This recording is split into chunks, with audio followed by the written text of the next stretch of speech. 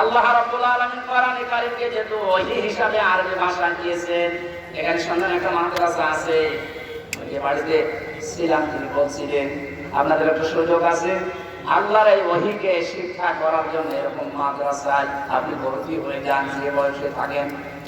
কোরআন শুদ্ধ করা ছাড়া, কোরআন পড়া ছাড়া আল্লাহর নিকটবর্তী হওয়া যাবে না।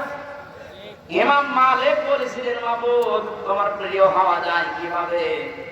100 বার তিনি আল্লাহকে স্বপ্ন দেখে একই কথা বলেছিলেন যে তোমার প্রিয় হওয়া যায় কি করে? আল্লাহ পাক বলেন, ইমাম মালিক কোরআন পড়ো, কোরআন পড়ো।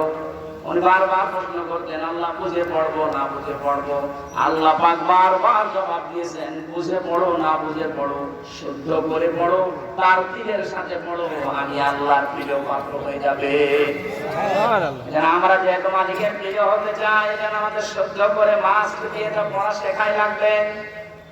আল্লাহ রাব্বুল আলামিনের পরে বলেন, লিতুনজিরা উম্মাল কুরা ওয়া মান হাওলাহা।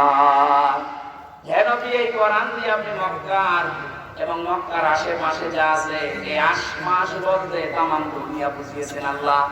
তাফসীর ইবনে কাসির লিখেছে, ওমান হাওলাহা মানে সমগ্র পৃথিবী। সুতরাং এখন নবী নেই, উনি থাকলে এই কাজটা করতেন। সৌদি আরব থেকে বাংলাদেশে এসে আপনাদেরকে সতর্ক করতেন। এই সতর্ক বাণী কোরআন শরীফে আছে 500টা। কয়টা? 500। সবচেয়ে বেশি যে বিষয়টা দিয়ে মানুষ সতর্ক হতে পারে তার নাম কিয়ামত।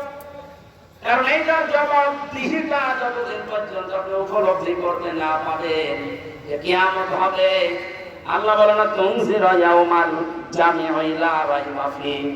ওই দিন সম্পর্কে সতর্ক করো যেদিন সম্পর্কে কোনো সন্দেহ নেই, সন্দেহের অবকাশ পর্যন্ত নেই। মানুষের জীবন পরিচ্ছন্ন হওয়ার জন্য 8টা মাধ্যম আছে, তার 1 নাম্বার মাধ্যম এটা যে যত বেশি জবাব দিতে হবে, আল্লাহর দরবারে দাঁড়াতে হবে, এরকম টেন্ডেন্সি যত বেশি তৈরি করবে তার জীবন তত বেশি পরিচ্ছন্ন হবে। খলিফাতুল মুসলিমিন হযরত আবু বকর সিদ্দিক রাদিয়াল্লাহু তাআলা আনহুকে তার স্ত্রী উম্মে রোমানা ডাক দিয়ে বললেন, স্বামী আমার বাইতুল মালের দায়িত্বে আছে, খাজানচিতে। অর্থমন্ত্রীকে আপনি বলেন আগামী মাস থেকে যেন আগামী মাসের যে বেতন আছে ওটা যেন অ্যাডভান্স আমাদেরকে দিয়ে দেয়। উনি বললেন, কেন? ছেলে আপনার পায়েস খেতে চেয়েছে, আমাদের কাছে নেই। চলে গেলেন বাইতুল মালে, ডাক দিয়ে বললেন, আমার কিছু টাকা পয়সা লাগবে, যেহেতু এ মাসের টাকা আমি নিয়ে নিয়েছি, আগামী মাসের টাকা আমার অ্যাডভান্স দিয়ে দেন। বাইতুল মালে যিনি দায়িত্বে ছিলেন তিনি ওই রকমই তেল মারা মানুষ না। তিনি ডাক দিয়ে বললেন, খলিফা, টাকা আমি আপনাকে আগামী মাসে দিতে পারি, আপনি আগামী মাস পর্যন্ত বেঁচে থাকবেন, ওটা লিখে দেন। উনি বলছে, টাকা আমার লাগবে না। বাড়িতে যে স্ত্রীকে বলছে, স্ত্রী আমি পারলাম না, আমাকে এই কথা শুনিয়েছে। স্ত্রীর ধৈর্যশীল ছিলেন, ধৈর্যশীলা বললেন, ঠিক আছে, আপনি যখন পারলেন না, যেভাবে চলছে সংসার চলতে দেন। 15 দিন পর তিনি পায়েস রান্না করে দিয়েছে।